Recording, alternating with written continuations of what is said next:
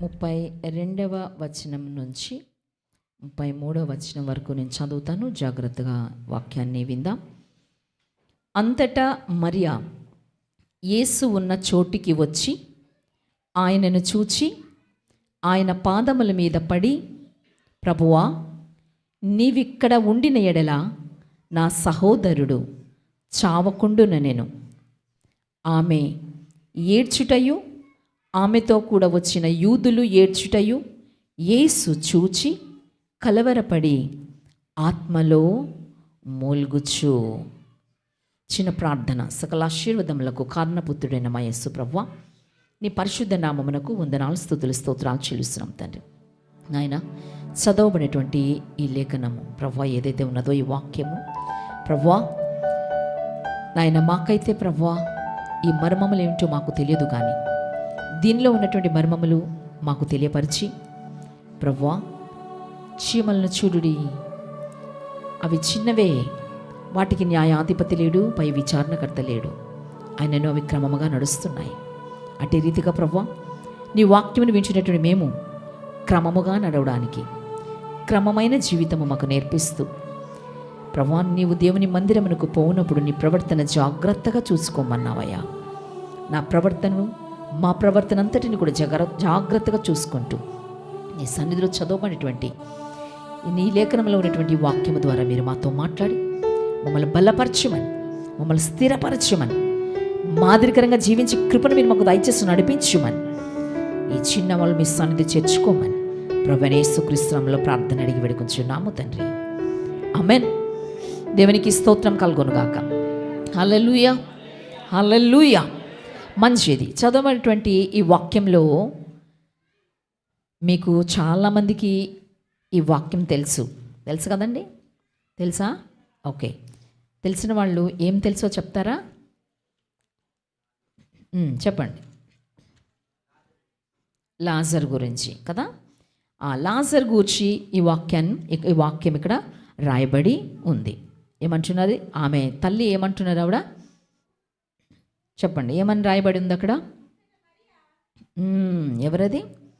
అంతటా మరియా యేసు ఉన్న చోటికి వచ్చి. ఎక్కడికి వచ్చిందో తెలుసా?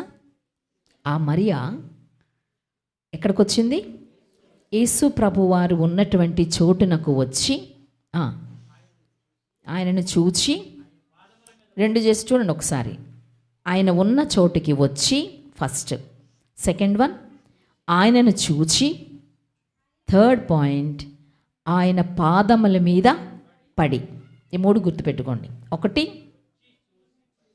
ఆమె వచ్చింది, ఆయన చూసింది, ఆయన పాదముల మీద పడింది. ఓకే. సో ఈరోజు మనం దేవుని వాక్యం వింటున్నాం, కానీ వినేసి ఆ వాక్యాన్ని ఏం చేస్తున్నాం? మర్చిపోతున్నాం. కొంతమంది నిర్లక్ష్యం చేస్తున్న వారు కొందరు విడిచిపెట్టేస్తున్నటువంటి వారు ఎవరో కొందరు 1% జ్ఞాపకం చేసుకొని ప్రభు సన్నిధిలో నిలవబడుతున్నారు కదా. సో ఈ రకంగా చూస్తే ఇక్కడ మన ఈ మరియా ఎవరండి? పేతురా లాజరు గారి యొక్క ఇద్దరు, మార్తా, మరియా, వీరిద్దరికీ ఉన్నటువంటి తమ్ముడు లాజరు కదా. సో ఈ మరియా వచ్చి ఏం చేస్తుందంటే, మార్త తన పనిపాట్లో ఉండొచ్చు, వేరేగా ఉండొచ్చు, కానీ మరియా మాత్రం ఏం చేస్తుందంటే, ఇలాగే మనలోని చాలామంది, కొంతమంది దేవుని దగ్గర ఉంటారు, కొంతమంది పరిచర్లో ఉంటారు. దేవుని పరిచర్లో ఉంటే ఓకే, కొంతమంది బయట ఉన్నటువంటి వాళ్ళు కూడా ఉంటుంటారు కదా. దేవుని పరిచర్యలో ఉండడమే కాదు, కానీ ఈమె ఏం చేస్తుందంటే దేవుని పాదముల దగ్గర ఉండాలని ఆశ కదా. అంటే ఆ సమయాన్ని సద్వినియోగం చేసుకున్నది ఆమె. అంటే ప్రభువు ఉన్నంత కాలము కూడా ప్రభువు యొక్క పాదముల దగ్గర ఉండి ఆయన మాటలు విన్నటువంటి గొప్ప స్త్రీగా ఆమెను మనం చెప్పుకోవచ్చు కదండి.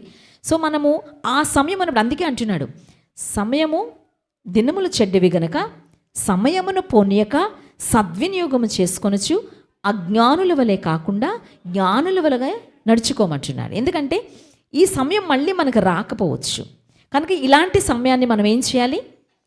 సద్వినియోగం చేసుకోవాలి. సద్వినియోగం చేసుకోవాలి, దాన్ని కరెక్ట్గా మనం ఉపయోగించుకోవాలి. కరెక్ట్గా యూస్ చేసుకోవాలి. కొంతమంది టైం వేస్ట్ చేస్తుంటారు. మీరు చూస్తున్నటువంటి ఇప్పుడు కొన్నిసార్లు రీల్స్లో కూడా చెప్తున్నారు, మీరు ఎందుకు రీల్స్ చూసుకొని టైం వేస్ట్ చేస్తున్నావా, ఇదిగో ఈ యాప్ ఉంది, నేర్చుకో యాప్ ఉంది, ఆ యాప్ ఉంది, దీంట్లో ఇది నేర్చుకో అది నేర్చుకొని వాళ్ళు కూడా అది చెప్పేస్తున్నారు కదా.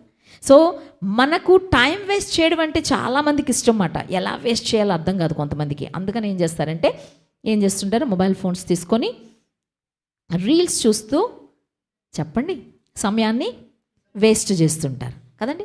కొంతమంది ఏం చేయాలో అర్థం కాదు, బోర్ కొడుతుంది ఏం చూస్తాం, సీరియల్స్ చూస్తూ టైం వేస్ట్ చేస్తుంటాం కదండి. కొంతమందికి ఏంటంటే బోర్ కొడుతుంది ఏం లేదు అని టీవీ చూస్తూ టైం పాస్ చేస్తుంటారు కదా. సో ఒక్కొక్కరు ఒక్కొక్క రీతిగా టైం పాస్ చేస్తూ ఉంటారన్నమాట. ఎలాగోలాగా టైం పాస్ అవ్వాలి. కానీ దేవుని దగ్గరకు వచ్చి టైం పాస్ చేద్దాం అంటే ఆ సమయాన్ని ఉపయోగించుకుందాం, సద్వినియోగం చేసుకుందాం అనేటువంటి ఆలోచన 100%లో ఏదో 1, 2, 3 అరే 5% వరకు మాత్రమే ఉంటుంది. 5% మాత్రమే. మిగతా వాళ్ళందరం కూడా ఏం చేస్తున్నారు, సమయాన్ని పోగొట్టుకుంటున్నారు, వేస్ట్ చేస్తున్నారు. అంటే వాళ్ళు ఎవరితో సమానం, అలాగా వేస్ట్ చేసుకున్నటువంటి వారు జ్ఞానవంతులు అనుకోకండి, అజ్ఞానుల వలె కాక చెప్పండి జ్ఞానము గల వారిగా నడుచుకోండి అన్నాడు. సో ఇప్పుడు నువ్వు అలా టైం పాస్ చేస్తుంటే, అలాగ టైం వేస్ట్ చేస్తే నువ్వేంటి, అజ్ఞానివి. ఏంటి నువ్వు చెప్పాలి నాకు, ఏంటి ఇప్పుడు అజ్ఞానివి. సో అది మనం గుర్తు చేసుకొని సో ఇప్పుడు మనం అనుకోవాలన్నమాట, నేను జ్ఞానినా అజ్ఞానినా. ఏంటండి, నేను జ్ఞానినా అజ్ఞానినా. నువ్వు జ్ఞానివైతే ఏం చేస్తావు, ప్రార్థనలో గడుపుతావు, లేదా దేవుని యొక్క వాక్యం చదువుతూ గడుపుతావు, లేదా దేవుని సన్నిధిలో గడుపుతావు, లేదా నీకున్నటువంటి పని నీకేది అప్పచెప్పాడో నువ్వు ఏ పని చేస్తున్నావో ఆ పనిలో నువ్వు ఉంటావు. ఓకే, అంతవరకు ఓకే. కానీ ఇంకా ఎక్స్ట్రా టైం నీకు దొరికినప్పుడు వ్యర్థమైన వాటిపైన కానీ నీ చూపు ఉండి, నీ చేతులుండి, నువ్వు నడుస్తూ ఉంటే, నీ పాదములు కానీ అక్కడ ఉంటే నువ్వెవరివి చెప్పండి. నీరసం వచ్చేసింది అందరికీ. ఏంటండి, అజ్ఞానిని కదా. సో నేను జ్ఞానినా అజ్ఞానని మనం తెలుసుకోవాలి. ఓకే, కానీ మరియా మాత్రం ఏం చేస్తున్నదంటే, ఆమె ఏం చేసింది, ఫస్ట్ ఆయన చేసినటువంటి పని ఏంటి, యేసు ఉన్న చోటికి వచ్చి. ఓకే, అప్పట్లో యేసు ప్రభు వారితో ఉండేవారు కనుక యేసు ఉన్న చోటికి వచ్చి, ఇప్పుడు మనము ఎక్కడికి రావాలి, ఆయన సన్నిధికి రావాలి. ఓకే, సో ఆయన ఉన్నటువంటి చోటుకు ఆ సన్నిధికి వచ్చి ఏం చేయాలి, ఆయనను చూచి, అంటే ఇక్కడ ప్రార్థనలో ఆ యేసు ప్రభువాన్ని లేదా ఆయనను ప్రార్థనలో లేదా కళ్ళు మూసుకుంటే మనకి ఎవరు కనబడుతూ ఉండాలి, దేవుడు కనిపిస్తూ ఉండాలి. ఆయనను చూచి ఏం చేయాలి, ఆయన పాదముల మీద మోకరించి మనం ఏం చేయాలంటే ప్రార్థన చేయాలి. ఏం చేయాలండి, ఏడవాలి. అక్కడ ఉన్న మాట ఏంటంటే ఏడవాలి. ఏం చేయాలి, వినాలి ఇటు, ఏం చేయాలండి, నవ్వుకో, ఏం చేయాలి, ఏడవాలి కదా. నేను నవ్వడం కాదు, ఏం చేయాలి, ఏడవాలి కదా. ఈరోజు అందుకే నేను చెప్పేటువంటి అంశం ఏంటంటే క్రై బిఫోర్ గాడ్. ఎవరి దగ్గర ఏడవాలి, దేవుడి దగ్గర ఏడవాలి. ఈరోజు నా అంశం దేవుని ఎదుట ఏడవండి. ఏంటది, దేవుని ఎదుట ఏడవండి. కొంతమంది వాళ్ళని వీళ్ళని చూసి ఏడుస్తుంటారు కదా, ఎందుకయ్యా నీ పోరంతా నా మీద నన్ను చూసి ఏడుస్తావు ఎందుకయ్యా అంటారు. ఆ ఏడుపు కాదు. లేదంటే మన కష్టం వస్తే, బాధ వస్తే మనుషుల దగ్గర చెప్పుకొని ఏడుస్తాం, ఆ ఏడుపు కాదు. నువ్వు ఏడాల్సింది ఎవరి దగ్గర చెప్పండి అందరూ, దేవుని దగ్గర ఏడవాలి. తల్లి అయినటువంటి మరియా వచ్చి ఆయన దగ్గరకు, ఆయన ఎక్కడున్నారో తెలుసుకొని ఆయన దగ్గరకు వచ్చి ఆయన్ని చూసి ఆయన పాదముల మీద పడి నవ్వింది అని ఉందా చెప్పండి. నా బైబిల్లో అయితే నవ్వింది అని ఉంది. మీ బైబిల్లో ఏముందో చూడండి ఒకసారి. ఏడ్చాను ఉందా, ఏముంది అక్కడ, ఆమెను చూడండి, అక్కడ ఏముంది, ఆయనను చూచి ఆయన పాదముల మీద పడి, ప్రభువా నీవిక్కడ ఉండిన ఎడల నా సహోదరుడు చావకుండున నేను. ఆమె ఏడ్చుటయు నవ్వుటయు అని ఉందా చెప్పండి. ఆమె ఏడ్చుటయు, ఆమెతో కూడా వచ్చిన యూదులు, ఇంకా తనతో వచ్చినటువంటి వారు కూడా ఏడ్చుటయు చూచి, ఎవరు చూశారు ఇప్పుడు, నువ్వు దేవుని దగ్గరకు వచ్చి నువ్వు ఏడుస్తే నిన్ను చూసేది మనుషులు కాదు, అందరిని చూసినటువంటి వాడున్నారు, ఆయన దేవుడు. దేవునికి స్తోత్రం కలుగునుగాక. హల్లెలూయా. ఆయన ఆమెను చూచి భలే ఏడుస్తుందిలే, భలే జరిగిందిలే అనలేదు ప్రభు. అక్కడ ఏమంటారు తెలుసా? ఆమెను చూసి ఏడ్చుటయు యేసు చూచి ఆయన ఏమవుతున్నారండి? కలవరపడుతున్నాడు. కలవరపడి కలవరపడి కలవరపడి అనే పాట ఉంటుంది. ఏంట పాట? యేసు ప్రభు వారిని మోసుకొని తీసుకుని వెళ్తున్నప్పుడు ఏంటి ఆ పాట పాడుతుంటారు అప్పుడు? ఆయన సిలువ మోసుకొని వెళ్తూ ఉన్నప్పుడు కదిలింది కరుణ రథం, కలవరపడి కలవరపడి కలవరపడి అంటే బాధపడి లోపల చాలా వేదన చెందుతున్నాడు ఆయన కదా. సో నువ్వు ఎప్పుడైతే ఆయన దగ్గరకు వచ్చి ఆయన్ని చూసి ఆయన పాదముల మీద పడి నువ్వు ఏడుస్తావో ఇమ్మీడియట్గా దేవుడు ఏం చేస్తాడు? కలవరపడతాడు. నీకున్నటువంటి ఆశ, నీకున్నటువంటి అభిలాష, నీకున్నటువంటి ఏ బాధో ఏమిటో ఆయన వెంటనే నీకేం చేస్తాడు? గ్రాంట్ చేస్తాడు. దేవునికి స్తోత్రం కలుగునుగాక. హల్లెలూయా. ఈ రోజుల్లో మనకు చాలా వరకు మన పనులు జరగడం లేదంటే దేవుడు కలవరపడడం లేదు. ఎందుకు కలవరపడడం లేదంటే మనం వచ్చి దేవుని చూసి దేవుని దగ్గర ఏడవడం లేదు కాబట్టి. నువ్వెప్పుడైతే వస్తావో ఆయన సన్నిధికి వచ్చి దేవుని సన్నిధిలో నువ్వు మోకరించి ప్రార్థిస్తావో ఆయన నీకేం చేస్తాడు? కలవరపడి నీ సమస్యను ఇట్టే తీరుస్తాడు. దేవునికి స్తోత్రం కలుగునుగాక. హల్లెలూయా, హల్లెలూయా. ఏదో వచ్చాం కదా, కూర్చున్నాం కదా, వెళ్ళిపోయాం కదా, వచ్చారా, కూర్చున్నారా, వెళ్ళిపోయారా అనేటువంటి 3 ముక్కలు నేర్చుకోవడం కాదు. కానీ నువ్వు ప్రభు సన్నిధికి వచ్చావంటే నువ్వు ప్రార్థన పూర్వకంగా ఉండడమే కాదు, కానీ లోపల నీలో ఏముండాలి? కన్నీటి ప్రార్థన, కన్నీటితో కూడినటువంటి ఆ ఆలోచనలు, అంటేనే ఆ మాటలు వింటున్నటువంటి ఆ మాటలు మనం ఎప్పుడైతే వింటున్నామో మనలో నుంచి ఏమి రావాలి? కన్నీరు బయటికి నువ్వు ఎప్పుడైతే నీలో నుంచి వచ్చి నువ్వు ప్రభు సన్నిధిలో ప్రార్థిస్తావో దేవుడు నీ జీవితంలో మేళ్ళు చేస్తాడు. దేవునికి స్తోత్రం కలుగునుగాక. సో ఈరోజు నా అంశం అదే నేను చెప్పబోతున్నాను, క్రై బిఫోర్ గాడ్. సో మనుషుల ముందు ఏడవడం ఇది పనికొస్తుందా? దానివల్ల ప్రయోజనం లేదు కదండి. అందుకే ముందే ప్రభు చెప్తున్నాడు, అంటే మనుషులు నమ్ముకున్నట్టు కంటే యెహోవాను ఆశ్రయించుట మేలు. నువ్వు ఆయన ఆశ్రయిస్తే చాలు, మనుషులను నమ్ముకోవాల్సిన అవసరం లేదు. వారు ఈరోజు మనతో మంచిగా ఉంటారు, మరుసటి దినాన తర్వాత మళ్ళీ వాళ్ళే మనకేమైపోతుంటారు? శత్రువులు అయిపోతూ ఉంటారు. అయ్యో మీరు ఇంత క్లోజ్ ఫ్రెండ్స్ కదా, ఏమైంది? అంత క్లోజ్ ఫ్రెండ్స్ ఏమవుతారు? అంత భయంకరమైన శత్రువులుగా మారిపోతూ ఉంటారు కదా. సో అందుకని అంటున్నారు, మనం నమ్మవలసింది మనుషులు కాదు, కానీ మనం నమ్మవలసింది ఎవరినండి? దేవుని. చూడండి, నిన్నటి దినాన్న నేను వాట్సాప్లో చూస్తున్నాను. ఇద్దరు ఒక మైనర్ అమ్మాయి వాళ్ళ ఫ్రెండ్స్ 10th క్లాస్ వాళ్ళు అనుకుంటా, 10th 7th క్లాస్ మేబీ ఆ టైంలో చిన్నపిల్లలే. ఆ అమ్మాయిని వీళ్ళు తీసుకొని వెళ్ళి వాళ్ళ ఓన్ ఫ్రెండ్సే తీసుకొని వెళ్ళారు. దేనిలోనో వారికి ఇచ్చేటువంటి ఆ కూల్ డ్రింక్స్లో ఏదో కలిపి ఆ అమ్మాయికి ఇచ్చేశారు. ఇవ్వడం వల్ల ఏమైందంటే తర్వాత అమ్మాయి తాగడము, ఆ తర్వాత అమ్మాయి కొలాప్స్ అవ్వడము, మిగతా సంగతి తెలిసిందే. చిన్నపిల్లలే.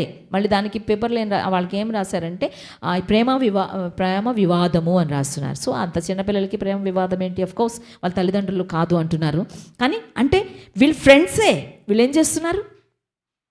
ఫ్రెండే. కానీ ఆ సమయం వచ్చినప్పటికీ ఫ్రెండ్ కాస్త ఏమవుతాడు? ఎనిమీ అయిపోతాడు. ఎంతగా ప్రేమిస్తున్నటువంటి వారే వాళ్ళ సమయము, వాళ్ళ అవసరం వచ్చినప్పుడు వాళ్ళు ఏమవుతారు? శత్రువులు అయిపోతారు. దీనికి నేను ఒక కథ చెప్తాను, వినండి. మీకు అందరికీ తెలిసినటువంటిది. ఒక కోతి చాలా చక్కగా చెరువు ఒడ్డున ఒక చెట్టు పైన నివసిస్తూ ఉంటుంది. ఆ చెట్టుకు మంచి ఒక తీయనైనటువంటి చాలా స్వీట్గా ఉన్నటువంటి పండ్లు కాస్తూ ఉంటాయి. చాలా తినేటువంటి పండ్లు మాట. ఆ పండ్లు తిని బ్రతుకుతున్నది ఏంటి? ఆ కోతి చాలా చక్కగా హ్యాపీగా ఉంది. కానీ తనకి ఎవరు ఫ్రెండ్స్ లేరు, ఎవరు కూడా ఫ్రెండ్స్ లేరు. చక్కగా ఒక్కతే ఉంది, చక్కగా చెట్ల మీద తిరుగుతూ హ్యాపీగా వాటర్లో ఆడుకుంటూ పైకెక్కుతూ చక్కగా ఉంది. కానీ మధ్యలో ఏమైందంటే ఆ నీటిలో నుంచి ఒక మొసలి వచ్చింది. వచ్చి ఒకరోజు కోతిని చూసింది. అయితే కోతి దగ్గరికి వెళ్ళి, అయ్యో నువ్వు ఒంటరిదానిగా ఉన్నావేంటి? నీకు ఎవరు లేరా? స్నేహితులు ఎవరు లేరా? ఫ్రెండ్స్ అంటే లేరు, నాకు ఎవరు లేరు. ఓకే, అయితే మన ఇద్దరం ఫ్రెండ్స్గా ఉందామా అని అడిగింది. ఓకే, ముసలి అడగానే కోతి అన్నది ఓకే నాకు ఎవరు లేరు కదా అని, సరే మన ఇద్దరు ఫ్రెండ్స్గా ఉందాం అన్నది. అయితే నువ్వు నాకు ఒక పని చేయాలి, రోజు కూడా నన్ను ఈ యొక్క నీటిలో ఏదైతే నది ఉందో అందులో నన్ను అలా సరదాగా తిప్పుతూ ఉండు, నేను నీకు చెట్టుకున్నటువంటి మంచి ఫ్రూట్స్ ఏవైతే ఉన్నాయో అవి నీకు రోజు ఇస్తాను అని చెప్పందన్నమాట. అంటే ఈ కోతి చెప్పినటువంటి మాటలు ఈ ముసలి కూడా నచ్చి, ముసలి చెప్పినటువంటి మాటలు కోతికి నచ్చి, రెండు కూడా చక్కగా ఓకే అనుకొని ఫ్రెండ్షిప్ స్టార్ట్ చేసాయి. ఈ లోపు ఏమైందంటే ఆ పండ్లు తింటున్నటువంటి ఈ ముసలి చాలా హ్యాపీగా ఉంది ఈ కోతి ఫ్రెండ్షిప్తో. ఒకరోజు ఏం చేసిందంటే ఆ పండ్లు ఎక్కువగా ఉన్నందువలన పండ్లు కొన్ని తీసుకొని ముసలికి తన భార్య ఉందంట, ఆ భార్య దగ్గరకు తీసుకొని వెళ్ళింది. ఏంటి మిగిలినటువంటి ఫ్రూట్స్ని పట్టుకొని వెళ్ళిందన్నమాట. అందరం అంతే కదా, అయ్యో నేను ఒక్కడనే ఏం తింటాను, ఈ పండ్లు ఇంత తీయనైన పండ్లు నా భార్యకి ఇస్తే ఎంత బాగుంటుంది, లేదా అని చెప్పి కొన్ని ఆశ ఉంటాయి కదా, నా బిడ్డలకి ఇస్తే ఎంత బాగుంటుందని. అలాగా ఈ ముసలి కూడా ఏం చేసిందంటే కొన్ని ఫ్రూట్స్ తీసుకొని తన భార్య అయినటువంటి ఇంకో ముసలి దగ్గర తీసుకొని వెళ్ళిందంట. ఆ ఫ్రూట్స్ తినటువంటి ఈ ముసలి ఉందే భార్య ముసలి వెంటనే తినేసి అందబ్బా ఎంత బాగున్నాయి, ఎంత తీయగా ఉన్నాయి, ఈ పండ్లే ఎంత తీయగా ఉంటే ఆ కోతి గుండె ఎంత తీయగా ఉంటుంది, ఇప్పుడు నేను ప్లాన్ చేస్తానని చెప్పి ఆ ముసలి ఆ భార్య ముసలికి ఒక ప్లాన్ చేసిందన్నమాట. అర్థమైందా?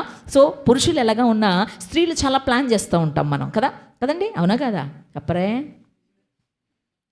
చెప్పరే వాళ్ళ పాపం ఎలాగున్నా మనం మాత్రం ఇంకోటి చేస్తుంటాం కదా.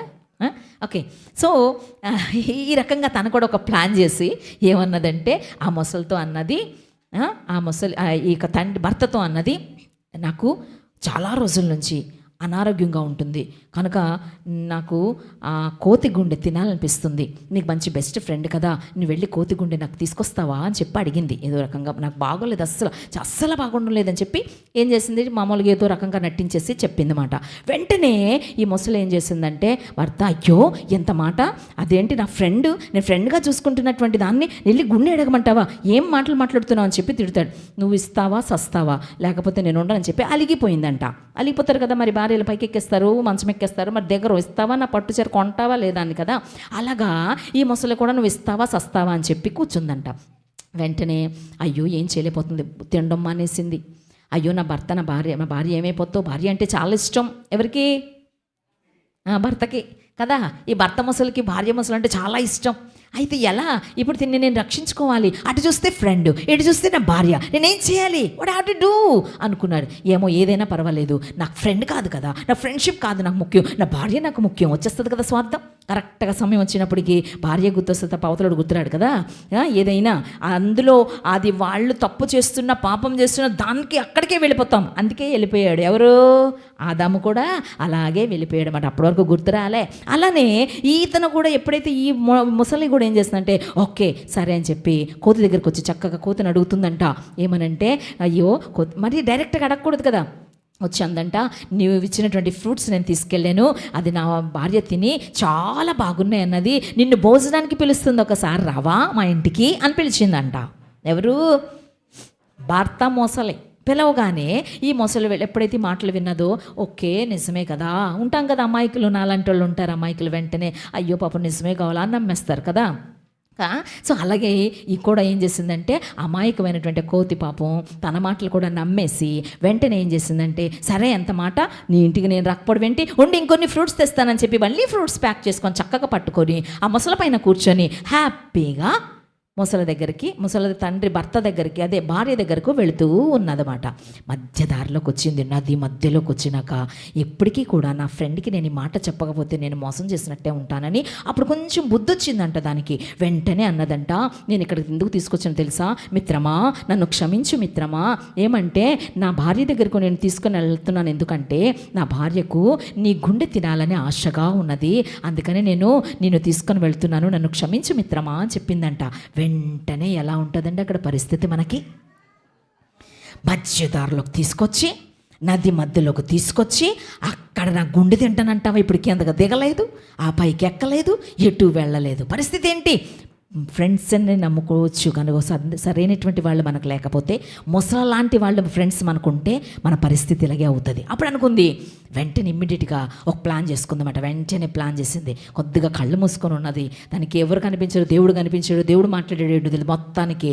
ఆ కోత అంటుంది, అయ్యో మిత్రమా ఎంత తప్పు పని చేసావు నువ్వు, ఈ మాట నాకు ముందే చెప్పొచ్చుండొచ్చు కదా, మధ్య ధరలోకి తీసుకొచ్చాక చెప్తావా అన్నది. ఏం మిత్రమా ఏమి అంటే ఏముంది, నా గుండె నువ్వు అలాగ అడిగి ఉంటే ముందే తెచ్చుందును కదా, నా గుండె ఎప్పుడు నా చెట్టుకే ఉంటుంది అన్నదంట. నా గుండె ఎక్కడ ఉంటుంది? చెట్టుకు తగిలించి ఉంటుంది. నువ్వు ఎంత పని చేసి ఎంత మాట అన్నావు, నువ్వు అసలు ముందే చెప్పుంటుంటే నేను తీసుకొని వచ్చేదాను కదా, అక్కడే ఇచ్చేసింది కదా అందంట. ఈ మొసలికి మరి ఏం చేస్తుంది? ఆ మొసలి కొంతమంది మొసలాంటి మొసలికి ఉన్నటువంటి ఆ జ్ఞానాన్ని బట్టి అంది, అవునా మిత్రమా, పద పద అక్కడికే వెళ్దాం అని చెప్పి తీసుకొని వెళ్ళిందంట. చెట్టు దగ్గరకు వచ్చిన వాడిని టక్కన ఎగిరిపోయింది. ఎక్కడికి? చెట్టు మీదకి ఎగిరిపోయి, ఎంత పని చేసావే మొసలే, నీకు నేను ఎంత సహాయం చేసి ఎంత ఫ్రెండ్షిప్ చేద్దామని చెప్పి నీతో ఉంటే నాకు నువ్వు ఇచ్చినటువంటి ఈ ఫ్రెండ్షిప్ నాకు ఇచ్చావా? ఇదా నువ్వు నా చూపించినటువంటి నా మీద చూపించినటువంటి కపట ప్రేమ అని చెప్పి, పో ఎవడైనా సరే గుండెక ఇక్కడ ఉంటుంది కానీ అక్కడ చెట్టుకి అక్కడ ఏలబడవు, వెళ్ళే అని భార్యకి చెప్పుకో అని చెప్పి అక్కడి నుంచి ఆ కోతిని అదే సమయాన్ని మొసల్ని పంపించిందంటే ఇది అప్పుడు ఏడ్చుకుంటూ సిక్కు లేకుండా అక్కడికి వెళ్తే ఏం చేస్తుంది? అక్కడ ఉంటుంది ఇంకా టార్చరు కదా, భార్య మోసాల దగ్గర టార్చరు ఉంటుంది. సో ఓకే, అది ఎలాగున్నా సరే మన పరిస్థితి ఇలాంటి వాళ్ళని నమ్ముకుంటే ఏమవుతుంది? అలాగే ఉంటుంది. అందుకే మనుషులను నమ్ముకున్నట కంటే యెహోవాను ఆశ్రయించుట మేలు. మనం నమ్ముకున్నటువంటి మన ఫ్రెండ్స్ కావచ్చు, మనతో ఉన్నటువంటి వారు కావచ్చు, మన ఇరుగు పొరుగు వారు కావచ్చు, మనము ఇష్టం ఉన్నంతసేపు కూడా వాళ్ళు ఏమంటారు? చాలా పొగుడుతూ ఉంటారు. ఇష్టము లేకపోతే వాళ్ళ మధ్యలో వైరము స్టార్ట్ అయిందంటే వాళ్ళని ఏమంటారు? ఇష్టానుసారంగా తిట్టడము మొదలు పెడుతూ ఉంటారు కదా. సో అందుకే ఇక్కడ అంటున్నాం, మనము ఎవరి దగ్గరికి వెళ్ళకూడదు, కానీ మనం వచ్చి ప్రార్థించాల్సింది, ఏడవాల్సింది, మోకరించి ఆయన దగ్గరకు వచ్చి ఆయన పాదముల మీద పడితే దేవుడు మన జీవితంలో మేళ్ళు చేస్తాడు. దేవునికి స్తోత్రం కలుగునుగాక. హల్లెలూయా, హల్లెలూయా. అందుకే అంటున్నాను ఇక్కడ, క్రై బిఫోర్ గాడ్. ఎవరి దగ్గర మనం ప్రార్థించాలి? ఎవరి దగ్గర ఏడవాలి? ఎవరి దగ్గర ఏడవాలి? డైరెక్ట్గా ప్రార్థన కూడా కాదు, ఏడవాలి, మొర్ర పెట్టాలి. మొర్ర అంటే క్రై టు గాడ్. నువ్వు దేవుని ముందు ఏడవాలి, ఏడుస్తాడు. ఏడవడం మొర్ర, అది మొర్ర కదా. యెహోవా నా మొర్ర అలా ఆలించాను అంటే పాడుతుంటాం. ఎందుకంటే నా మొర్ర, నా యొక్క ఏడుపు, నేను ఏదైతే దేవుని దగ్గర ఏడ్చానో ఆ ఏడుపుని దేవుడు ఆలకించాడు, దానికి తగ్గట్టుగా నాకు జవాబు దయచేశాడు. కనుక ఈరోజు ఈ మూలవాక్యం ద్వారా మీతో మాట్లాడుతున్నాను ఏంటంటే, దేవుని ఎదుట ఏడవండి. ఎవరి దగ్గరండి? ఎవరి దగ్గరమ్మా? నీకే బాధ ఉన్నా, నీకు అనారోగ్యం ఉందనుకో, మీ అక్క దగ్గరకో, మీ అన్న దగ్గరకో, మీ తమ్ముడి దగ్గరకో, చెల్లి దగ్గరకో వెళ్ళి ఆడడం కాదు, లేదా నీ బంధువుల దగ్గరికి వెళ్ళి ఆడడం కాదు, కానీ దేవుని దగ్గరకు వచ్చి ఏడు. దేవుని దగ్గర వచ్చి దేవుని పదాల మీద పడు, ఆయన దగ్గర ఏడు.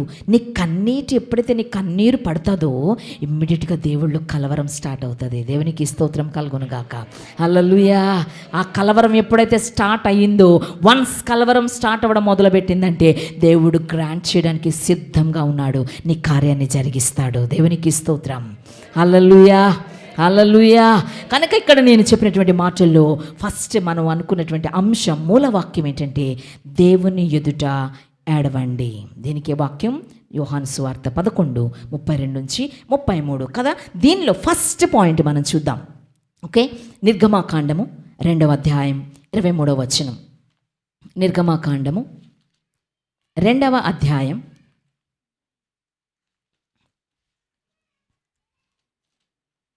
23వ వచనం. 23వ వచనం. అలాగున అనేక దినములు జరిగిన మీదట ఐగుప్తు రాజు చనిపోయెను. ఇశ్రాయేలీయులు తాము చేయుచున్న వెట్టి పనులను బట్టి నిట్టూర్పులు విడుచుచు మొర్ర పెట్టుచుండగా, తమ వెట్టి పనులను బట్టి వారు పెట్టిన మొర దేవుని యొద్దకు చేరెను. కాగా దేవుడు వారి మూలుగును విని అబ్రహాము, ఇస్సాకు, యాకోబులతో తాను చేసిన నిబంధనను జ్ఞాపకము చేసుకొనెను. దేవుడు ఇశ్రాయేలీయులను చూచెను, దేవుడు వారి యందు లక్ష్యముంచెను. దేవునికి స్తోత్రం. హల్లెలూయా, హల్లెలూయా. సో ఇక్కడ మనం చదివినటువంటి మాటల్లో ఇశ్రాయేలు ప్రజలందరూ కూడా బానిసత్వంలో ఉన్నారు. దేనిలో ఉన్నారు? బానిసత్వంలో ఉన్నారు. ఎవరి దగ్గర? ఫరో రాజు దగ్గర ఉన్నారు. ఈ ఫరో రాజు దగ్గర బానిసత్వంలో ఉన్నటువంటి వీరు బాధపడలేక, భరించలేక మనం చూస్తూ ఉంటాం. 10 కమాండ్మెంట్స్ మీరు చూసారో లేదో కానీ దానిలో వాళ్ళు చేసేటువంటి పని భయంకరం. చాలా మిషన్స్, ఇప్పుడైతే మిషన్స్తో చేసేస్తున్నారు. ఆ పనంతా కూడా ఎవరు చేసేవారు? అప్పట్లో మనుషులే, ఆ ఇశ్రాయేల్ ప్రజలే చేసేవారన్నమాట. అంత బానిసలుగా వాళ్ళని వాడుకునేవారన్నమాట. ఆ కర్రలు చూడండి, ఇప్పుడు ఎద్దు మీద పెట్టి ఎలా తిప్పుతున్నారో అలాగా వారే ప్రతిదీ కూడా వాళ్ళ మీద పెట్టుకుని కాడి మోస్తూ వాళ్ళు చేస్తూ ఉండేటువంటి పని భయంకరటి చాకరీ చేయించుకునేవారు. ఎవరు? ఫరో రాజులు కదా. అలాంటి భయంకరటి పరిస్థితిలో వీళ్ళు ఏం చేస్తున్నారు తెలుసా? ఇశ్రాయేల్ ప్రజలందరూ కూడా మొర్ర పెడుతున్నారు. అంటే మొర్ర అంటే ఏం చెప్పాను? ఏడుస్తున్నారు, కన్నీరు విడుస్తున్నారు. ఎవరి దగ్గర తెలుసా? ఎవరి దగ్గర? దేవుని దగ్గర కన్నీరు పెడుతున్నారన్నమాట. వాళ్ళు మొర్ర పెడుతూ, ప్రభువా ఈ బానిసత్వం నుంచి మమ్మల్ని విడిచిపెట్టు, ఈ బానిసత్వం నుంచి మమ్మల్ని విడిచిపెట్టు అని చెప్పేసి వీరు గట్టిగా వాళ్ళంటే మొర్ర పెడుచుండగా తమ వెట్టి పనులను బట్టి వారు పెట్టిన మొర దేవుని యొద్దకు చేరింది. దేవునికి స్తోత్రం కలుగును గాక. సో ఈరోజు నీవు మొర పెడితే నీ మొర ఎక్కడికి చేరుతుంది? దేవుని దగ్గరకు చేరుతుంది. మళ్ళీ గుర్తుపెట్టుకోండి, మొర అంటే ఏదో వచ్చి ప్రభువా పొద్దున్నే మాకు వెలుగు ఇచ్చావు, నీకు స్తోత్రం, మమ్మల్ని నడిపించావు, నీకు స్తోత్రం ప్రభువా, మాకు పొద్దున్న భోజనం ఇచ్చావు, నీకు స్తోత్రం ప్రభువా, ఇక చాలయ్యా, నా పని పట్ల నీ తోడుండు, నా తల్లిదండ్రులని ప్రభు, నా యొక్క బిడ్డల్ని లేకపోతే వారిని వీరిని దీవించి ఆశీర్దించు. ఇది ప్రార్థన. ఇది మామూలుగా ఏదో నువ్వు చెప్పుకున్నావంతే. అది కాదు. మొర్ర అంటే ఎలా తెలుసా? మొర్ర ప్రభువా ఆకాశము వైపు కనులెత్తడానికి కూడా ధైర్యము చాలనటువంటి వాడనయ్యా, దేనికి పనికిరానటువంటి వాడను ప్రభువా, దేనికి పనికిరానండి దానను ప్రభువా, నీ సన్నిధికి వచ్చాను ప్రభువా, నీ సన్నిధిలో నేను ప్రార్థిస్తున్నాను. నా పరిస్థితి నీకు తెలుసు, నా స్థితిగతులు నీకు తెలుసు, నా బాధలు నీకు తెలుసు ప్రభువా. నన్ను ఉన్నటువంటి వారు నన్ను చూడడం లేదు, నాతో ఉన్నటువంటి వారు నన్ను దేనికి పనికిరాని దానిగా చూస్తున్నారు. కానీ యేసయ్యా నీ దగ్గర నేనున్నాను ప్రభువా, నన్ను జ్ఞాపకం చేసుకోవయ్యా, నన్ను కనికరించవా ప్రభువా, నన్ను ఓదార్చవా ప్రభువా.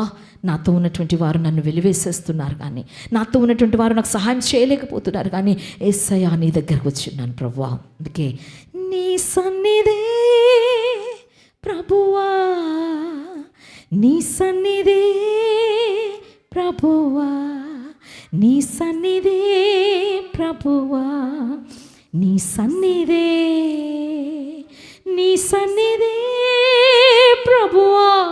అవునయ్యా, నేను ఎక్కడున్నా నన్ను ఎవ్వరు చూడనటువంటి పరిస్థితి ప్రభువా. నన్ను చూసి వాడవు నీవే, నన్ను నడిపించి వాడవు నీవే, నన్ను ఆదరించి వాడవు నీవే ప్రభువా. మనుషులను చూడడం కన్నా ప్రభువా యెహోవాను ఆశ్రయించమన్నావు.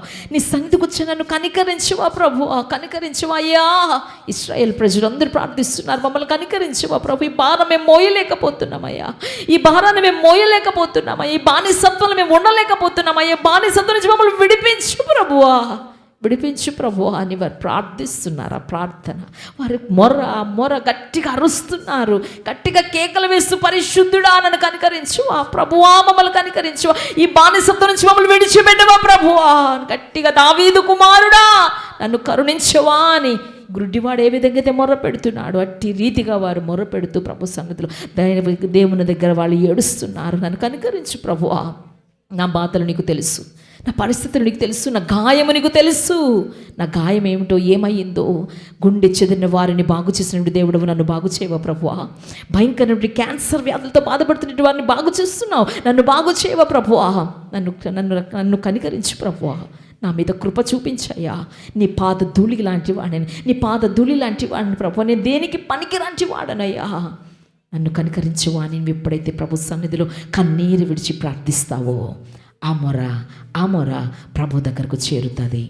ఆ ప్రభు నీ మొర వింటాడు, వెంటనే ఆయన కనికరపడతాడు. ఆయన కనికరపడి నీకున్నటువంటి సమస్యను చాలా త్వరలో ఇమ్మీడియట్గా యాక్షన్లో దేవుడు తీసుకుంటాడు. దేవునికి స్తోత్రం కలుగును గాక. హల్లెలూయా, హల్లెలూయా. అందుకే అంటున్నాడు, ఎప్పుడైతే ఇశ్రాయేలు నిట్టూర్పులు విడిచుచు మొర్ర పెట్టారో, the Israelites groaned in their slavery and cried out. వాళ్ళు గట్టిగా అరుస్తున్నారు, ఏడుస్తున్నారు. And their cry for help because of their slavery went up to God. ఎక్కడికి వెళ్ళిందంటే ఆ బానిసత్వము ఎక్కడికి వెళ్ళిందే ప్రభు చూశాడు వారి బానిసత్వాన్ని. వెంటనే వాళ్ళని ఏం చేశాడు? freed from Egyptian slavery. చెప్పట్లు కూడా స్తుతిద్దాం. ఐగుప్తు బానిసత్వం నుండి విడుదల పొందారు. స్తోత్రం కలుగును గాక. మోషేను ఏర్పాటు చేసుకున్నాడు దేవుడు. అబ్రహాము, ఇస్సాకు, యాకోబులను ఏ విధంగా ఆశీర్వదిస్తానని వాగ్దానం చేశాడు. వాగ్దాన ప్రకారంగా మోషేను నియమించాడు. నత్తివాడైనప్పటికీ, నేను దేనికి పనికిరానటువంటి వాడును, నేను మాట్లాడలేకపోయినా పర్వాలేదు, నీకు తోడుగా నేను అహరోన్ని ఇస్తాను, నువ్వు మోషే అహరోన్లు పంపించి ఐగుప్తులో రాజు అయినటువంటి ఫరో దగ్గర నుంచి ఇశ్రాయేలు ప్రజలందరినీ నువ్వు తీసుకొని రా అని చెప్పి వారిని ఆజ్ఞాపించి ఇమ్మీడియట్గా ఆయన కనికరపడ్డాడు గనక, కలవరపడ్డాడు గనక వాళ్ళ జీవితంలో దేవుడు ఏం చేశాడు? గొప్ప మేళ్ళు చేశాడు. వారికి చేసిన మేళ్ళు దేవుడు ఈరోజు నీకు నాకు చేయలేడా? చేస్తాడు. But you have to believe. దేవుని యందు క్రై అన్టు గాడ్. దేవుని దగ్గర ఏడవాలి, మనుషుల దగ్గర కాదు. ప్రభు దగ్గర ఏడువు. దేవుడు ఎలా అయినా కార్యాన్ని చేస్తాడు, ఏదైనా చేయగలడు. కార్యాన్ని నిరూపించి చూపిస్తాడు దేవుడు. దేవునికి స్తోత్రం కలుగునుగాక. హల్లెలూయా. కనుక ఈ ప్రార్థన ఎప్పుడైతే విన్నాడో వారిని ఐగుప్తు యొక్క బానిసత్వం నుంచి వారిని విడుదల చేశాడు. దేవునికి స్తోత్రం కలుగునుగాక. ఇంకొక విషయం, అక్కడే మోషే అక్కడే పెరిగినటువంటి వాడు. ఇది ఎంత అద్భుతం చూడండి. ఆ ఫరో రాజుకి ఒక కుమారుడుగా ఉన్నటువంటి వాడు మోషే. తన చెల్లెలు పెంచుకున్నటువంటి కుమారుడుగా ఎవరు? మోషే అని మనం చూస్తున్నాం. అలాంటి వాడు ఏం చేశాడు? మొత్తం అన్ని ఆ యొక్క సౌలభ్యాలు ఏవైతే ఉన్నాయో, లగ్జూరియస్ లైఫ్, సుఖభోగాలన్నిటిని విడిచిపెట్టి హెబ్రీయుడిగా మారి ఇశ్రాయేల్ ప్రజల్ని విడిపించడానికి ముందుకు వెళ్ళాడు మోసెస్. దేవునికి స్తోత్రం కలుగునుగాక. హల్లెలూయా, హల్లెలూయా. కనుక మనం చూస్తున్నాం, నువ్వు ఏడవాల్సింది ఎవరి దగ్గర? ఎవరి దగ్గరండి? నీ బిడ్డల దగ్గర ఏడిస్తే ప్రయోజనం లేదు, నీ భార్య దగ్గర ఏడిస్తే ప్రయోజనం లేదు, నీ భర్త దగ్గర ఏడ్చిన ప్రయోజనం లేదు. కానీ మనకి ఏడుపు ఎక్కడొస్తుందంటే అలాంటి ప్లేసెస్లోనే వస్తాయి తప్ప దేవుడి దగ్గర మాత్రం ఏడుపు అన్నది చాలామందికి రాదు కదండి. కాదు, నువ్వు ఏడవాల్సింది నీ బంధువులు. అఫ్కోర్స్ నీ యొక్క భార్య భర్త ఇద్దరిని కూడా కలిసిమెలిసి ఉండండి, ఒక్కరిగా ఉండండి, ఇద్దరు పంచుకోండి, కాదంటలేదు. కానీ మీ ఇద్దరూ ఏడవాల్సింది, మీ పిల్లల కొరకు ఏడవాల్సింది ఎవరి దగ్గర? అందుకే ఏమంటున్నాడు ప్రభు? నా గురించి ఏడవకండి, మీ గురించి మీ పిల్లల గురించి మీరు ఏడవండి అన్నాడు. నవ్వండి అనలేదు ప్రభు. అన్నాడండి? నవ్వండి అన్నాడా? చెప్పండి, మీరు ఎక్కడైనా ఉందా? మీరు నవ్వండి అమ్మ మీ పిల్లల కోసం అన్నాడా? ఏడవండి, ఏడవండి, ఏడవాలి. నువ్వు ఎప్పుడైతే ఏడుస్తూ ప్రార్థన చేస్తావో దేవుడు నీకు మేలు చేస్తాడు కదండి. రెండో మాట చూద్దాం ఒకసారి. అదే మొదటి సమూయేలు గ్రంథము 1వ అధ్యాయం 10వ వచనంలో ఇలా రాయబడి ఉంది. బహు దుఃఖాక్రాంతురాలే వచ్చి యెహోవా సన్నిధిని ప్రార్థన చేయుచు బహుగా ఏడ్చుచు. ఏముంది అక్కడ? అక్కడ ప్రార్థన వేరు, ఏడుపు వేరు కదా. ప్రార్థన చేయుచు, ఏడ్చుచు రెండు ఉన్నాయి అక్కడ. ఏముందండి అక్కడ? Hannah prayed and wept before the Lord. ఆమె ప్రార్థన చేయడమే కాదు, ఏం చేస్తుంది? ప్రార్థనలో ఏడుస్తూ ఉన్నది. ప్రార్థనలో కన్నీటి ప్రార్థన చాలా అవసరం. ఈమె ఏం చేస్తుందంటే, ఆమెకు అందరూ గొడ్రాలని అంటున్నప్పటికీ ఆమెకు పిల్లలు లేరు, ఎవరు లేరు. వాళ్ళందరూ కూడా ఇష్ట ప్రకారంగా అందరూ కూడా గొడ్రాలివి. ఏ కార్యానికి కూడా ఆయన పిల్లడం లేదు. ఆమెని దేనికి కూడా అశుభంగా భావిస్తున్నారన్నమాట. ఆమెను ఎక్కడికి వచ్చినా సరే, పిల్లలు లేని వారిని చాలామంది అలానే అంటుంటారు కదా, నువ్వు రాకూడదు ముందు, లేదా ఏవేవో మాటలు అంటుంటారు. మా లోకంలో ఉన్నటువంటి మాటలు తెలిసే కదా, మనమైతే పట్టించుకోం. కానీ అందరూ అనేటువంటి మాటలు, నువ్వు గుడ్రాలవు కనుక నువ్వు రాకూడదు, లేదా నువ్వు పిల్లల దగ్గరకు వస్తే మిగతా వాళ్ళు కూడా అలాగ అయిపోతారు అని రకరకాలైనటువంటి మాటలు, సూటిపుడు మాటలు మాట్లాడుతున్నప్పుడు ఎంత బాధపడిందో, ఎంత వేదన చెందిందో ఆ తల్లి, ఎంత ఏడ్చిందో పాపం. కానీ వారి దగ్గర ఏడిస్తే కాదు, వీళ్ళ దగ్గర నేను ఏడవడం ఏంటి? ఆఫ్టర్ ఆల్ వీళ్ళ దగ్గర నేను ఏడవడం ఏంటి? మనుషుల దగ్గర నేను ఏడవడం ఏంటి? నా దేవుని సన్నిధికి వెళ్తాను, అక్కడ నేను ఏడుస్తాను, అక్కడే నేను అడుగుతానని చెప్పి తను వెంటనే పరిగెత్తుకొని వచ్చి ఏమంటుందంటే, బహు దుఃఖాక్రాంతురాలే, ఎంతో వేదనతో, ఎంతో బాధతో ఆ తల్లి అక్కడికి వచ్చి ఏం చేస్తుందంటే ఆయన దగ్గరకు వచ్చి అంటుంది, యెహోవా సన్నిధిని ప్రార్థన చేయొచ్చు, బహుగా ఏడ్చుచు అంటుంది, సైన్యములకు అధిపతియగు యెహోవా, నీ సేవకురాలనైనా నాకు కలిగి ఉన్న శ్రమను చూచి నీ సేవకురాలైన నన్ను మరువక జ్ఞాపకము చేసుకొని, ప్రతి మాటకు ముందు ఏమంటుంది? నీ సేవకురాలనైనా. ఎంత తగ్గింపండి! నీ సేవకురాలనైనా అంటే ఆమె సర్వెంట్. నేను నీ సర్వెంట్ని ప్రభువా, నీ సేవకురాలనయ్యా, నీ సేవకురాలైనటువంటి నన్ను మరొక జ్ఞాపకము చేసుకొని, నీ సేవకురాలైన నన్ను ఏమంటున్నాను, నాకు మగపిల్లను దయచేసిన ఎడలా వాని తల మీదకి క్షౌరపు కత్తి ఎన్నటికి రానేక వాడు బ్రతుకు దినములన్నిటిను నేను వానిని యెహోవాకు నీకు అప్పగింతునని మ్రొక్కుబడి చేసుకొనెను. ఆమె యెహోవా సన్నిధిని ప్రార్థన చేయుచుండగా ఆమె నోరు కనిపెట్టుచున్నాడెవరు? దేవుని సేవకుడు కదా. కనిపెడుచు అనుకుంటున్నారు ఈమె బాగా మందు తాగి, అదేమే ద్రాక్షరసం ఎక్కువ త్రాగినట్టుంది, అందుకే అలా మాట్లాడుతుంది అని చెప్పి అనుకుంటుంది. ఏలి ఆమె మత్తురాలై ఉన్నదనుకొని, ఎంతవరకు నీవు మత్తురాలై ఉందువు, నీవు ద్రాక్షరసమును నీ యొద్ద నుండి తీసివేయమని చెప్పగా అన్న, అది కాదు నా ఏలినవాడా, నేను మనోదుఃఖము గలదానినై ఉన్నాను, నేను ద్రాక్షరసమునైన మద్యమునైన పానము చేయలేదు, కానీ నా ఆత్మను యెహోవా సన్నిధిని కుమ్మరించుకొనుచున్నాను. నీ సేవకురాలను నన్ను పనికి మాలిన దానిగా ఎంచవద్దు. అత్యంతమైన కోప కారణమును బట్టి బహుగా నిట్టూర్పు విడుచుచు నాలో నేను దీన్ని చెప్పుకొనుచుంటున్నా. నేను అంతటా ఏలి, నీవు క్షేమముగా వెళ్ళము, ఇశ్రాయేలు దేవునితో నీవు చేసుకొన్న మనవిని ఆయన దయచేయునుగాక. చప్పట్లు కూడా దేవునికి స్తోత్రం. హల్లెలూయా, హల్లెలూయా. నీ ఏడుపు, నీ అంగలార్పు దేవుడు నాట్యంగా మారుస్తాడు. దేవునికి స్తోత్రం కలుగునుగాక. నువ్వు ఎంత ఏడుస్తావో, ఇక్కడ ఎంత బాధపడతావో, ఎంత దుఃఖిస్తావో, ఎంత మొర్ర పెడతావో, నీ మొర్రను నాట్యంగా మారుస్తాడు దేవుడు. నా జీవితంలో కూడా దేవుడు ఎన్నో మేళ్ళు చేశాడు. ఆయన దగ్గర చిన్న కన్నీటి బొట్టు విడిచిపెట్టి ఆయన దగ్గర ఏడుస్తే చాలు. ఏమనుకున్నామో, ఏది చేయాలనుకున్నామో, ఏది కావాలనుకుంటున్నామో, నా దగ్గర ఆర్థికంగా బలహీనపడుతున్నప్పటికీ కూడా దేవుడు ఎప్పుడు కూడా ఎటువంటి కొరత లేకుండా, ఎటువంటి లేమి లేకుండా నిత్యము సమృద్ధిగా నడిపిస్తున్నాడు నా దేవుడు. దేవునికి స్తోత్రం కలుగునగా. హల్లెలూయా, హల్లెలూయా. నా బ్యాంక్ బ్యాలెన్స్, నాది ఎప్పుడు అకౌంట్లో డబ్బులు అలా ఖాళీ అవుతూ ఉంటాయి. మళ్ళీ ఇమ్మీడియట్గా దేవుడు ఏదో రకంగా మళ్ళీ నా అకౌంట్ నింపుతూనే ఉంటాడు. ఎలాగొస్తుంటుందో నాకే తెలియదు. ఒక్కొక్కసారి అయితే నేను చూస్తుంటాను అలా దేవుడు ఆశ్చర్యకారాలు చేస్తూ ఉంటాడు, అద్భుతకాలు. అంటే అకౌంట్ అనే కాదు, ప్రతి విషయంలో కూడా నేను ఏది చేయాలనుకుంటున్నానో, నేను ఆ జీవితంలో ఏది నేను పొందాలనుకుంటున్నానో, దేనికి ముందుకు వెళ్ళాలనుకుంటున్నాను, అన్ని కార్యాలు కూడా జయమిస్తుంటాడు. కానీ ఒక్కొక్కసారి కొన్ని విషయాలు జరగవు. ఎందుకంటే అన్నీ దేవుడు చేయడు, ఆయన చిత్తానుసారంగా ఉన్నవి మాత్రమే చేస్తుంటాడు. కొన్ని జరగవు, చాలా బాధ అనిపిస్తూ ఉంటుంది. కానీ మళ్ళీ అనిపిస్తుంది, నోటి మాటతో కూడా పాపము చేయలేదు యోబు. సో ఒకవేళ మన మామూలు మనుషులు అనేస్తాం, కానీ మళ్ళీ నేను మళ్ళీ రియలైజ్ అవుతాను, నువ్వు చేయగలవాడవు, గొప్ప దేవుడవు ప్రభువా, సర్వశక్తిమంతుడు, ఏదైనా చేస్తావు, ఏదైనా తారుమారు చేయగల దేవుడవు. నేనెందుకు భయపడాలి, నేనెందుకు చింతించాలి, నేనెందుకు సిగ్గుపడాలని చెప్పి నేను చాలా ఒక్కొక్కసారి బాధపడుతూ కుమిలిపోతూ ఉంటుంటాం. కానీ దేవుడు మళ్ళీ దాన్ని, ఆ కుమిలిపోతున్న దాన్ని, ఆ కన్నీటిని దేవుడు నాట్యంగా మారుస్తూ ఉంటాడు. దేవునికి స్తోత్రం కలుగునుగాక. హల్లెలూయా. కనుక నీ జీవితంలో ఈ కార్యం జరగాలంటే నేను చెప్తున్నాను ఈ మాట, నేనంటే దేవుడు చెప్తున్నటువంటి మాటలు నా సొంత విషయంలో నాకు జరిగినటువంటి విషయంగా నేను మీకు చెప్తున్నాను. మీరు కూడా అట్టి రీతిగా ప్రభు సన్నిధిలో కన్నీరు విడిచి ప్రార్థన చేయడం నేర్చుకోండి. దేవుడు నీకున్నటువంటి సమస్యలను ఒక్కటొక్కటిగా దేవుడు విడుదల దయచేస్తాడు. దేవునికి స్తోత్రం కలుగునుగాక. హల్లెలూయా, హల్లెలూయా. కనుక ఆ ప్రార్థన చాలా ఇంపార్టెంట్. పాటలు పాడుతాం, గట్టి మంచిదే కాదంటలేదు, అలా బైబిల్ చదువుతాం, మంచిదే కాదంటలేదు. కానీ నువ్వు దేవునితో మాట్లాడడం మొదలు పెట్టాలి.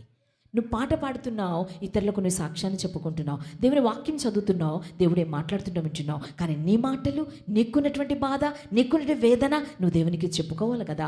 ఆ బాధ, ఆ వేదన, కన్నీటితో నువ్వు దేవుని దగ్గర ఎప్పుడైతే చెప్తావో దేవుడు నీకు కార్యం చేస్తాడు. దేవునికి స్తోత్రం కలుగునుగాక. సో అట్టి విధంగా హన్నా తన బాధనంతటిను, తన వ్యాధి బహు దుఃఖాక్రాంతురాలే ఆమె మొర్ర పెడుతూ ఉన్నది. Hannah prayed and wept before the Lord then she had a son name Samuel. దేవునికి స్తోత్రం కలుగునుగాక. హల్లెలూయా. ఒక కుమారుడు దేవుడిచ్చాడు, ఆ కుమారుడి పేరు సమూయేలు. ఒక మామూలుగా ఇవ్వలేదండి, దేవుడు ఇవ్వడం మొదలు పెడితే మామూలుగా ఇవ్వడు. ఎలా ఇస్తాడండి? పార్క్ అంటారు చూసారా, ఇవ్వడం మొదలు పెట్టాడంటే దేవుడు ఎవ్వడు ఆపడం ఎవ్వడు తరము కాదు. ఇవ్వడం మొదలు పెడితే ఎవ్వడు ఆయన ఇచ్చేటువంటిది ఎవరు ఆపలేరు. ఒకవేళ ఆయన ఇవ్వను అనుకొని బిగిస్తే నువ్వెంత ప్రయత్నం చేసినా మన దగ్గరికి చిల్లి కవ్వ కూడా రాదు. సో ఆయన ఇవ్వడం మొదలుపెట్టాడు. ఎప్పుడైతే ఇవ్వడం మొదలుపెట్టాడో హన్నాకి వెంటనే కుమారుని ఇచ్చాడు, సమూయేలుని. సమూయేలుగా ఆమె పేరు పెట్టిందే కాదు, విడిచిపెట్టేసింది. ఎక్కడ ఏం వాగ్దానం చేసింది, ఏమి మొక్కుబడి చేసుకుంది. ఈ రోజుల్లో చాలామంది మొక్కుబడి చేసుకుంటారు. నేను అది చేసేస్తాను, ఇది చేసేస్తాను, ఎంత ఇస్తాను, అంత ఇస్తాను, అది చేస్తాను, ఇది చేస్తాను, నేను ఇలా ఉంటాను, అలా ఉంటాను, నేను ఇలా ఉండాలనుకుంటున్నాను, ఎన్నో మొక్కుబడి చేసేసుకుంటాం ప్రభు దగ్గర.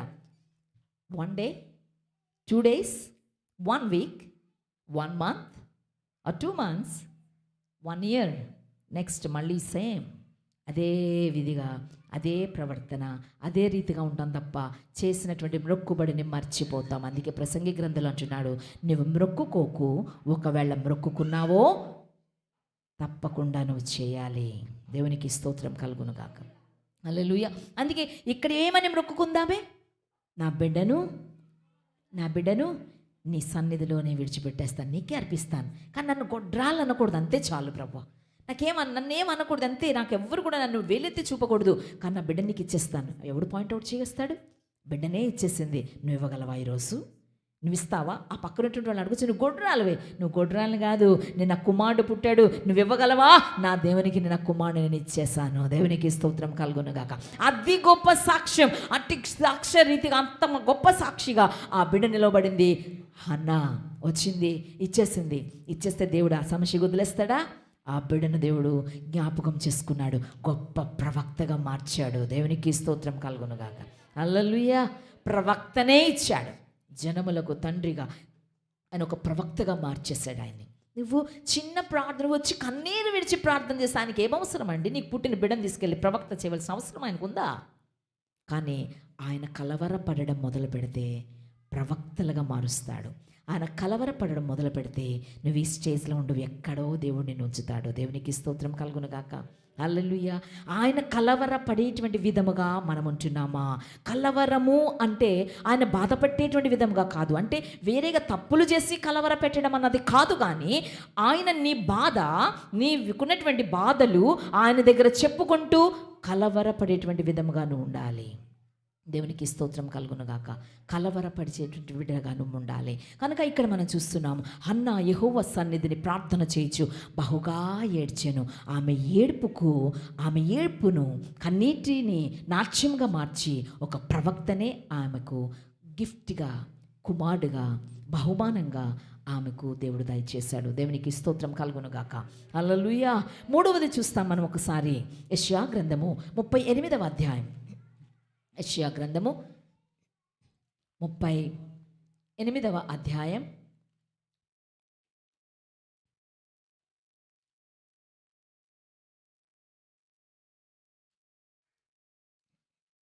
ఇక్కడ ఒకరిని చూస్తున్నాం, 1 నుంచి 6 వరకు చూస్తే, 38వ అధ్యాయం 1 నుంచి 6 చూస్తే నేను చదువుతాను చూడండి. ఆ దినములలో హిజ్కియాకు మరణకరమైన రోగము కలుగగా ప్రవక్తయు ఆమోజు కుమారుడైన యెషయా అతని యొద్దకు వచ్చి, నీవు మరణమవుచున్నావు, బ్రతుకవు గనుక నీవు నీ ఇల్లు చక్కబెట్టుకొనమని యెహోవా సెలవిచ్చుచున్నాడని చెప్పగా, అతడు తన ముఖమును గోడ తట్టు త్రిప్పుకొని, యెహోవా, యథార్థ హృదయుడినైనా సత్యముతో నీ సన్నిధి నేనెట్లు నడుచుకుంటునో, నీ దృష్టికి అనుకూలముగా సమస్తమును నేనెట్లు జరిగించుతునో కృపతో జ్ఞాపకము చేసుకొనుమని హిజ్కియా కన్నీళ్లు విడుచుచు యెహోవాను ప్రార్థింపగా ఏం చేశారైనా? ఆయన కలిగినటువంటి రోగం, ప్రవక్త వెళ్ళారు, ఆయన చెప్తున్నారు, దేవుడు నాతో మాట్లాడాడు, నువ్వు ఈరోజు చచ్చిపోతావు అని చెప్తే మన పరిస్థితి ఏంటండి? ఈరోజు చచ్చిపోతామంటే మన పరిస్థితి ఏంటి కదా? ఆయన అంటున్నారు, ఆ పరిస్థితిలో కూడా దేవుడు ఆయనతో అన్నప్పటికీ కూడా, ఆ ప్రవక్త వచ్చి చెప్పినప్పటికీ కూడా ఈయన ఏం చేస్తున్నారు? ఆ టైంలో గోడ తట్టు త్రిప్పుకొని ఏమంటున్నాడు ఇప్పుడు? యెహోవా యథార్థ హృదయుడున్నాయి. ఎలాంటివాడు హిజ్కియా? ఎలాంటివాడు చెప్పండి? యథార్థ హృదయుడున్నాయి, సత్యముతో నీ సన్నిధిని ఎప్పుడు అబద్ధమాడేటువంటి విధంగా నేను లేను, సత్యముతో నీ సన్నిధిని నేను ఎలా నడుచుకున్నానో, నీ దృష్టికి అనుకూలముగా సమస్తమును నేను ఎట్లు చేశానో ప్రభువా, దయతో అయ్యా, కృపతో ప్రభువా, ప్లీజ్ రిమెంబర్ మీ. నన్ను జ్ఞాపకం చేసుకోవా, కృపతో నన్ను జ్ఞాపకం చేసుకో అయ్యా, కృపతో నన్ను జ్ఞాపకం చేసుకో అయ్యా. హిస్కియా ప్రేయిడ్ విత్ టీయర్స్ అని అంటున్నాడు, కృపతో నన్ను జ్ఞాపకం చేసుకో ప్రభువా. నువ్వు దగ్గర ఎప్పుడైనా ప్రభు దగ్గరకు వచ్చి ఏ రోజైనా నన్ను జ్ఞాపకం చేసుకో అయ్యా, కృపతో, నీ కృపతో నన్ను జ్ఞాపకం చేసుకో ప్రభువా అని ఎప్పుడైనా ఏడ్చి ప్రార్థన చేసావు నీ జీవితంలో? నిజంగా కానీ నువ్వు చేస్తే నీ జీవితంలో మేళ్ళు చూస్తావు.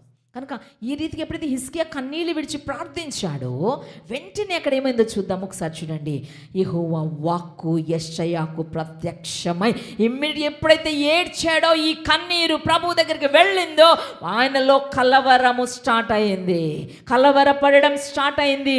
వెంటనే ఆయన ఏం చేస్తున్నాడంటే యెషయా ప్రవక్తకు మళ్ళీ చెప్తున్నాడు అనమాట, ప్రత్యక్షమై నీవు తిరిగి హిస్కియా యొద్దకు పోయి అతనితో ఇట్లనుము, నీ పితరుడైన దావీదునకు దేవుడనై యెహోవా నీకు సెలవిచ్చినదేమనగా, నీవు కన్నీళ్లు విడిచుట చూచి తిని నీ ప్రార్థన నేను అంగీకరించి ఉన్నాను. దేవునికి స్తోత్రం. చెప్పట్ల కూడా దేవుని స్తుతిద్దామా? హల్లెలూయా. నీవు కన్నీరు విడిస్తే నీ ప్రార్థన దేవుడు అంగీకరిస్తాడు. ఇశ్రాయేలు ప్రజలు నిట్టూర్పు విడిచుచు మొర్ర పెడుతూ దేవునికి ఎప్పుడైతే మొర్ర పెట్టాడో దేవుడు బానిసత్వము నుండి విడుదల దయచేశాడు. హన్నా ఎప్పుడైతే యెహోవా సన్నిధిని ప్రార్థన చేసిందో ఆమెకు కుమారుని దయచేశాడు దేవుడు. ఆయనలో కలవరము. మరియ ఆ విధంగానే కలవరపడుతుంది, మరియ ఆ విధంగానే ఏడుస్తుంది, దేవుడి దగ్గర దుఃఖిస్తుంది, తన బాధ అంతా అక్కడ చెప్పుకుంటుంది. అప్పుడు దేవుని హృదయంలో కూడా కలవరం మొదలైంది. నో, నేను ఎలా అయినా లాజర్ను నేను లేపాలి. దేవునికి స్తోత్రం కలుగును గాక. హల్లెలూయా. కనుక ఆ కలవరం ఎప్పుడైతే ప్రభువులో వస్తాదో ఇమ్మీడియట్గా ఆ విషయంలో నీకు గ్రాంట్ చేస్తాడు. ఇక్కడ కూడా ఎలా చేశాడు తెలుసా? ఆయన చేసిన ప్రార్థన, ఇంకా 15 సంవత్సరముల ఆయుష్ నీకు ఇచ్చేదను అన్నాడు. దేవునికి స్తోత్రం. చెప్పలు కూడా దేవుని స్తుతిద్దామా? హల్లెలూయా. ఎన్ని సంవత్సరాల ఆయుష్ ఇచ్చాడండి? 1 కాదు 2 కాదు, చచ్చిపోవలసినటువంటి వాడికి ఎన్ని సంవత్సరాల ఆయుష్ ఇచ్చాడు? 15 సంవత్సరాల ఆయుష్ ఇచ్చిన దేవుడు నీకు మేలు చేయడా? నీ జీవితంలో కార్యం చేయడా? నీవనుకున్నది దేవుడు నెరవేర్చడా? నీవేది కోరుకుంటున్నావు అది నీకు దయచేయడా? But you have to weep before God, you have to cry before God. నువ్వు ఆయన దగ్గర ఏడవాలి అంటున్నాడు. అందుకే ఇంకా అక్కడ మాట చూస్తే మనము ఆయన ఇంకా వెళ్ళక ముందే, ఇంకా అంటే ఎక్కడికి వచ్చాడో అడుగు తీసి ఇంకా బయటికి పెట్టక ముందే దేవుడు ఇమ్మీడియట్గా మాట్లాడేశాడు ఆయనతో, 15 సంవత్సరాలు ఆయుష్ ఇస్తానని కదండి. అంటే కన్నీరు విడిచి ప్రార్థన చేస్తే దేవుడు అంత ఇమ్మీడియట్గా దేవుడు యాక్షన్ తీసుకుంటాడు. For every action there is an equal and opposite reaction అన్నట్టు రీతిగా నీ యాక్షన్ చూసి దేవుడు ఇమ్మీడియట్గా నీకు రియాక్ట్ అవుతాడు. రియాక్ట్ అయిన వెంటనే నీ విష్ ఏదైతే ఉందో, నీ కోరిక ఏదైతే ఉన్నదో, నీ ఆలోచనలు ఏవైతే ఉన్నాయో ప్రతి దానిని సిద్ధింపజేసి నెరవేరుస్తూ గ్రాంట్ చేస్తాడు దేవుడు. దేవునికి స్తోత్రం కలుగునుగాక. హల్లెలూయా, హల్లెలూయా.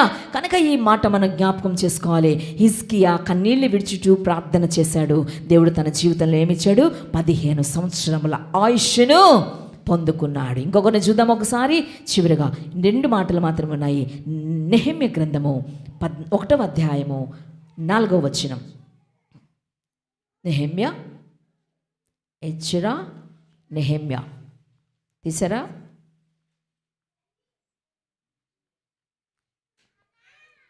నెహెమ్యా గ్రంథం 1వ అధ్యాయం 4వ వచనంలో ఒక మాట ఉంది, చూద్దాం. చూడండి. ఈ మాటలు వినినప్పుడు నేను కూర్చుండి ఏడ్చి కొన్ని దినములు దుఃఖముతో ఉపవాసముండి ఆకాశమందరి దేవుని ఎదుట విజ్ఞాపన చేసితేనే. ఎట్లనగా, ఎలా విజ్ఞాపన చేశాడు?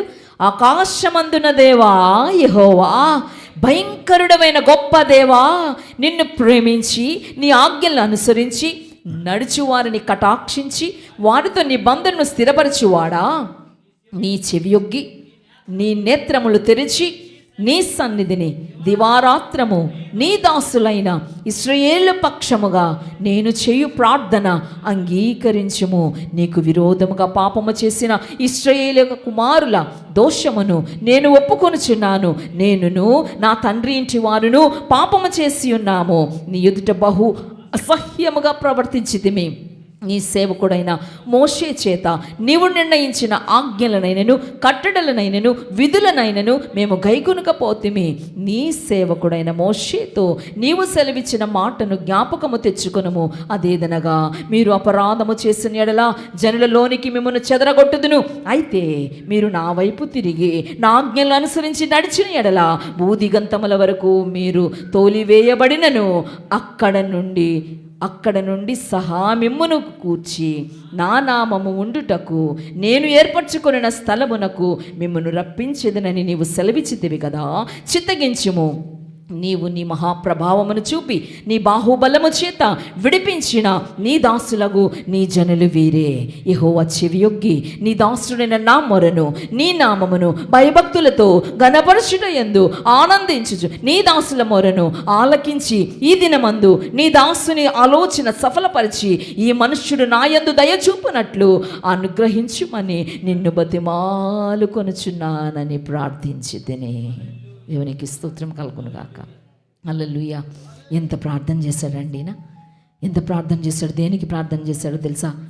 దేనికి ప్రార్థన చేశారంటే, వారు చెరపట్టబడిన వారిలో శేషించిన వారు ఆ దేశంలో బహుగా శ్రమను నిందను పొందుచున్నారు. అంటే అక్కడ ప్రాకారము కట్టబడాలి. ఏ ప్రాకారము కట్టబడాలి? యెరూషలేము ప్రాకారము కట్టబడాలి. ఆ ప్రాకారము కూలబడిపోయింది, దాన్ని కాల్చేశారు. యెరూషలేము ప్రాంతాన్ని కాల్చేశారు. అది తిరిగి కట్టబడాలని చెప్పి వారైనా తప్పులు చేశారేమో, పొరపాటు చేశారేమో అని చెప్పి నెహెమ్యా అక్కడికి వచ్చి ప్రార్థిస్తున్నాడు. కన్నీరు విడిచి ప్రార్థన. ఆ ప్రార్థన నెహెమ్యా దుఃఖముతో దేవుని ఎదుట విజ్ఞాపన చేశాడు. దానికి బదులుగా దేవుడు యెరూషలేము ప్రాకారములు కట్టబడెను. దేవునికి స్తోత్రం కలుగునుగాక. హల్లెలూయా. ఆయన చేసిన ప్రార్థనకి ఏం జరిగిందండి? ఏం జరిగింది? అన్ని తారుమారు చేసేసాడు దేవుడు. ఆయన ప్రార్థన విని మళ్ళీ యెరూషలేము పట్టణపు ప్రాకారాలు మళ్ళీ కట్టబడ్డాయి. దేవునికి స్తోత్రం కలుగునుగాక. హల్లెలూయా.